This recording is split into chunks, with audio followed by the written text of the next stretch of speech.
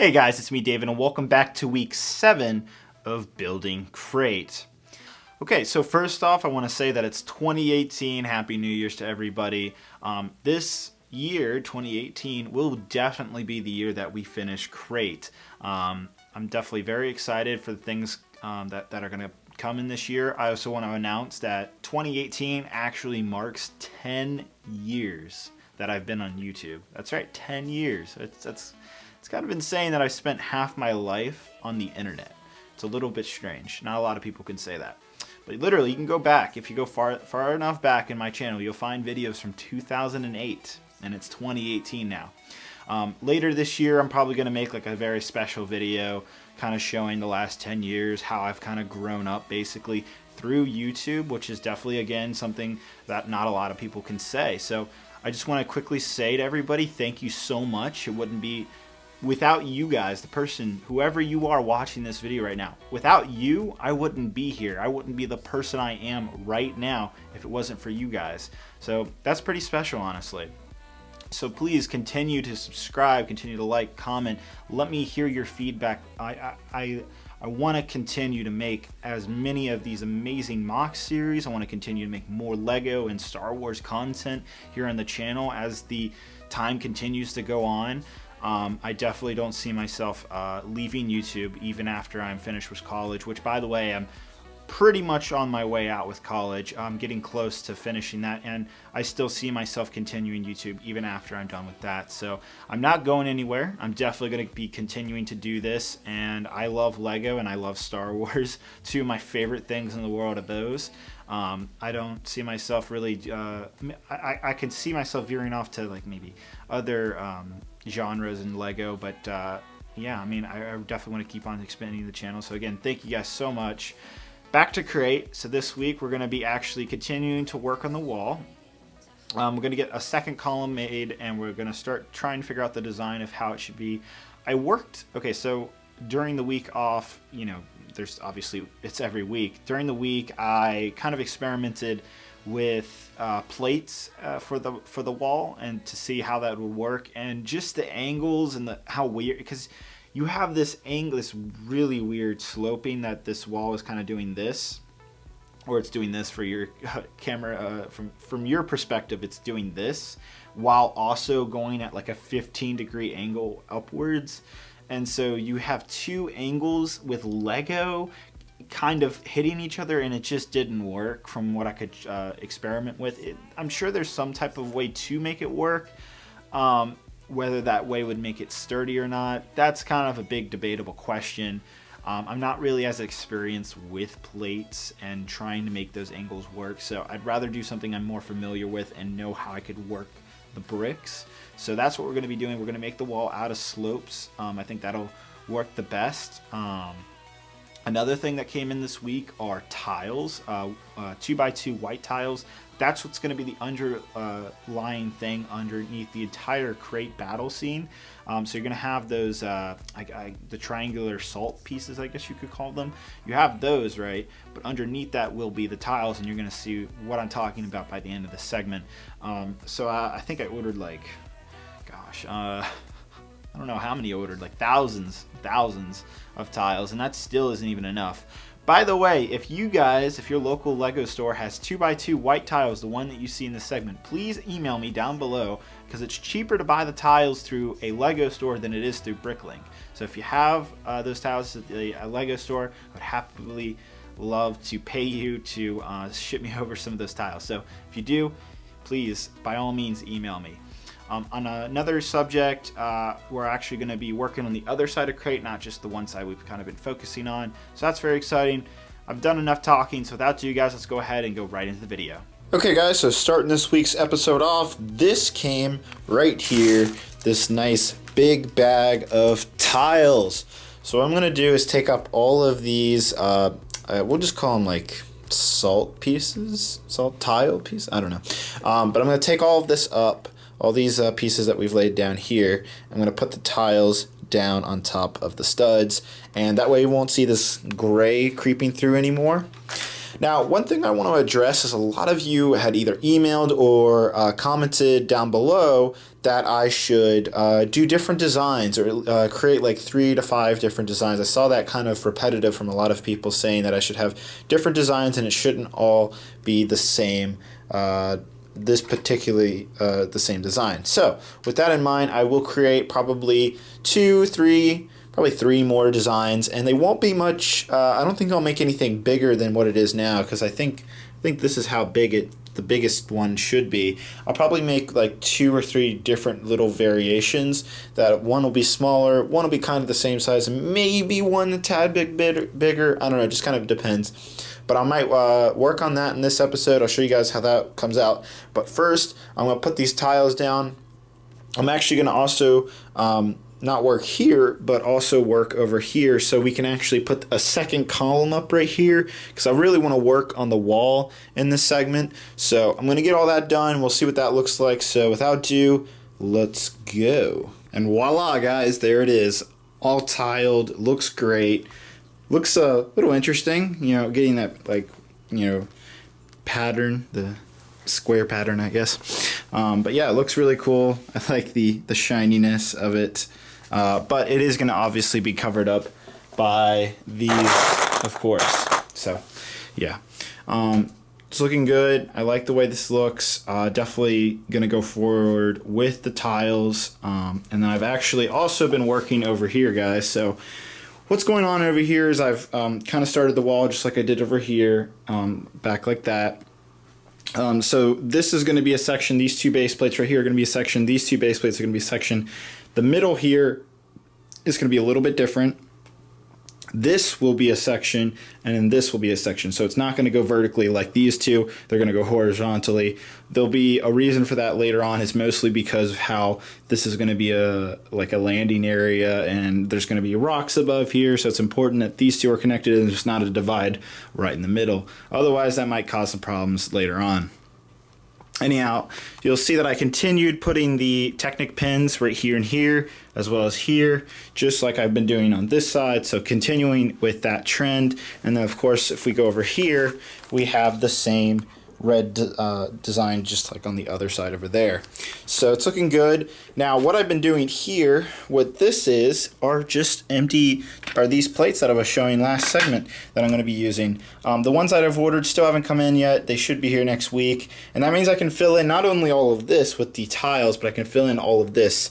It's so much easier to go with this method because of how it doesn't take up nearly as much space as what we were doing with the pattern technique over there.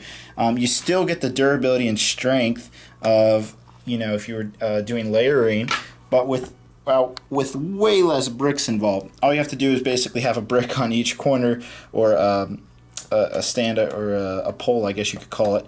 And then you just put this on, put the tiles on, and that's it. And you just repeat that over and over, and that's going to be great, easy groundwork.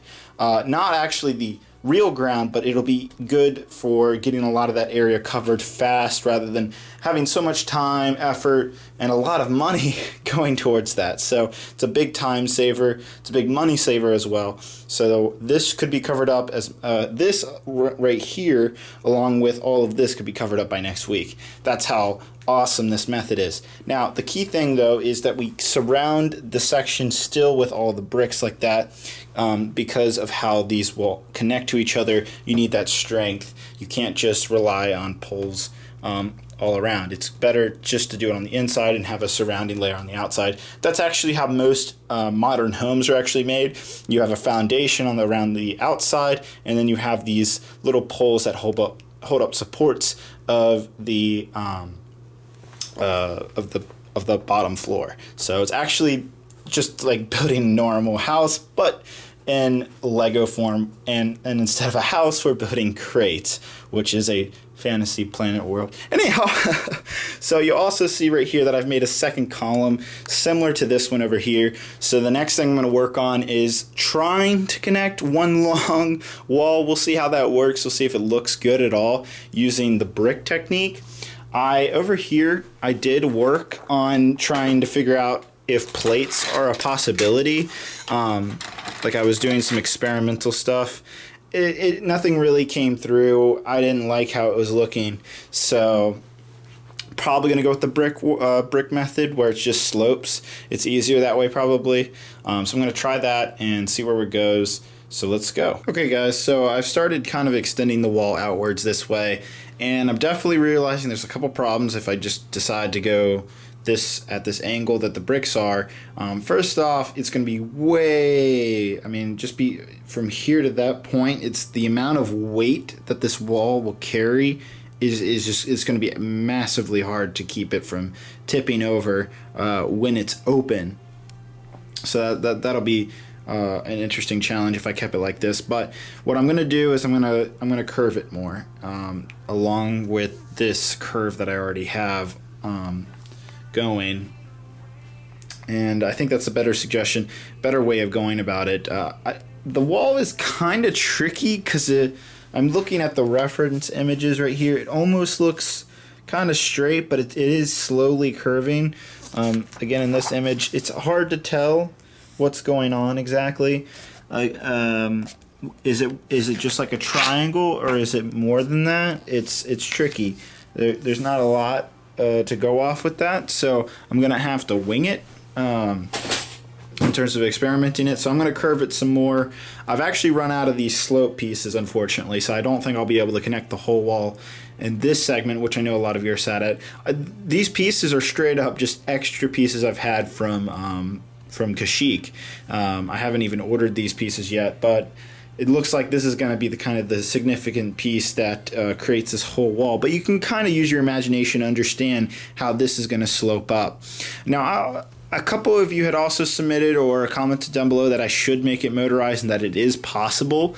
It's totally, I'm sure it is possible, but it would definitely be a lot trickier than a lot of you are imagining it to be, because you have to think that this entire thing right here is going to be made out of so much Lego. This thing is going to be so heavy. Now, my original method of using these things to hold it, I still think that'll work to some extent. Now that I'm kind of building it outwards and imagining it further, I think it's more likely that I will have to have some type of string or pulley system that holds the wall from tipping over and on itself. I think there'll have to be some type of string up at the top of the mountain that keeps it from falling over. But I think it's, as long as I have that string and basically a pulley system, as long as I have that pulley system at the top from allowing it to topple over, I think it's manageable to work. Or it could be a weight balance thing. If I create more weight over here, then that can also work as well. There's a couple different things I can also do to make sure that the wall doesn't topple over, but that won't. The things I'm thinking of won't be kind of realized until we start building the actual mountain part of Crait. So that's kind of what I'm going in terms of my thinking. I apologize for all the mess that's here. It's just I like having Legos everywhere so I can just quickly grab something if I need it. It's just kind of how I do my thinking, I suppose. But yeah, you can kind of get a better idea. So I'm going to edit this wall a little bit with what I'm thinking for how it should be curved.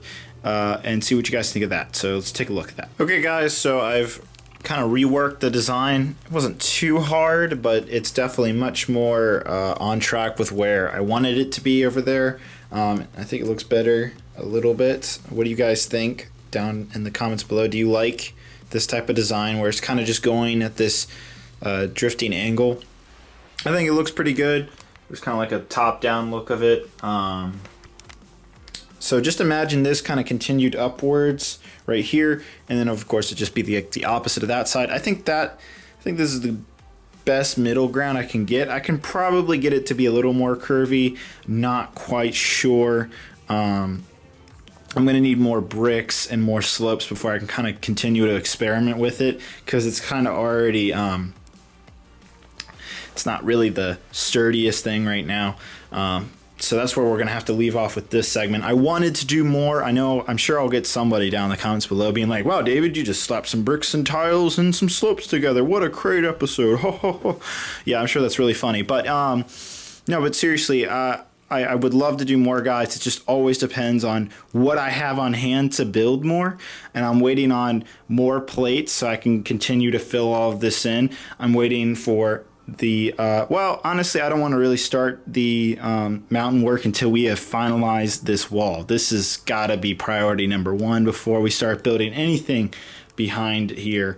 I want to get this done first. Get the rough design. I mean, I don't really expect to build the whole thing right away, but at least, you know, build the whole thing outwards, maybe even a little taller than this, build the whole thing outwards and get that design done and correct, get the flooring done here, get all of this filled in, work on this. I know we wanted to do, you know, another design, but I want to take some more time and figure this out. So that's something we'll probably do next week.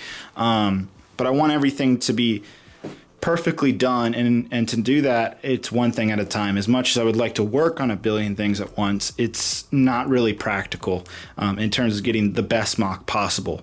I also continued to like kind of start this right here. I actually ran out of these Technic pieces, which are super important. They're obviously what's going to connect everything together. Again, like I said, this is going to be a section that's connected together as well as that one, and that's a section, that's a section. So it's kind of like a weird vertical horizontal mix of sections, but that'll make more sense going forward.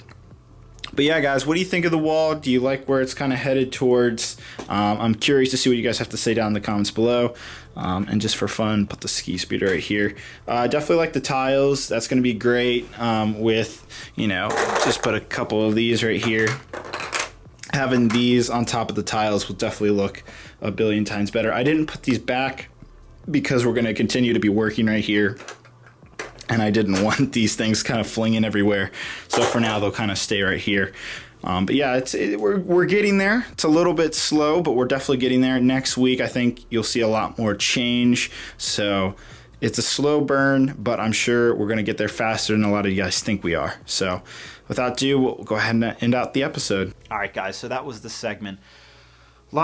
I feel like we got a lot done. I know some of you will say that it's kind of been it feels like a slow burn right now, and it feels like not a lot of progress is getting made. I often see comments that say, you know, oh, why are you even making weekly segments if you can't even get that much done, David? Like I see comments like that all the time, and I roll my eyes at them because those people who are saying that, they don't know what it's like to build giant Lego scale models. They just see me do it and think they can do it in faster time, and maybe I can do it in a faster time if I had an unlimited budget and had all the time in the world, but obviously I don't. So to all the quote-unquote haters, let them keep hating, because at the end of this series, they're going to see an amazing mock come together, and they can go back, if they wonder how I made it, they can go back to every little step of the way, which I find to be a really cool experience. Kashyyyk is a great example. Kashyyyk's finale has, I think it's just about 2 million views. That's crazy, okay? 2 million views. Not a lot of videos, not a lot of Lego videos can get 2 million views, unless you're a top 5 video. Don't know about that. But anyhow, no, but seriously, those 2 million people who watched Kashyyyk can go back, and they can see every step of the way of how I made that entire mock. They can see all the different experimentation, my thought process, everything has been laid out over the 2 years that it took me to make Kashyyyk, and I want the same thing for Crait. I want that. I mean, it's definitely not going to be 2 years, I promise you. 2018 will be the year that we finish Crait. I've definitely learned a lot in the last couple years, and I don't expect it to take more than a year for sure. Unless, of course, something horrible happens, you know, some tragedy, blah, blah, blah. But anyhow, yeah, no, I want that experience, that if someone wants to see, well, how did David make that particular part for the wall? How did he balance it or something like that? They can go back and find that episode or segment showing that. So again, I'm just reinforcing this idea that I've always been telling you guys, that these segments, sometimes they don't feel like a lot of progress is being made, but at the same time, I'm making this series so that the final product, you can come back and see how it was made. Not how fast I can make this mock. That isn't what this series is about. This series is about showing how I make the mock. That's the key difference. All right, well, I think that's it for this week, guys. Next week, I'm getting those big, hopefully those big plates come in that I need, and I can put more tiles down and really kind of start making the MOC look like more progress is being made, so hopefully some of the haters will simmer down. So that should come in. I think I ordered also 2 more Bricklink orders of different parts, so hopefully that stuff will come in. And I definitely need to order more slopes so we can continue to work on the wall. That's definitely priority number 1, is getting that going, as I said at the end of the video. All right, well, that's it this week, guys. Thank you so much. Again, if your Lego store has 2x2 white tiles, please, by all means, hit my email up below. I would love to pay you to purchase some Pick-a-Brick cups full of that. That would be so helpful, because the prices for 2x2 white tiles on Bricklink are very expensive. Like, I think that bag was about $100+, something like that, and that bag would easily fill up about 2 or 3 Pick-a-Brick cups, which would only be about what would that be, like $30, $45. So that's almost half the price, and even with shipping, it's still cheaper to buy it through someone who has 2x2 white tiles. I don't even know if Lego stores even supply that. Lego stores are pretty particular about the parts they have on their Pick-a-Brick walls, but if you have those, please let me know down in the comments below. I've checked with 2 stores that are in my state. By the way, I don't even have a Lego store even close to me. My closest one is 2 hours away, and they're like next to each other. It's 2 of them. Neither of them has them, so I've already checked that for any of those. If there are any of those people being like, why don't you go to the Lego store yourself? Well, I already have, and they don't have them, unfortunately. It makes me sad. But yeah, that's going to be it, guys. Thank you so much for watching. I'll see you guys next week. Bye-bye.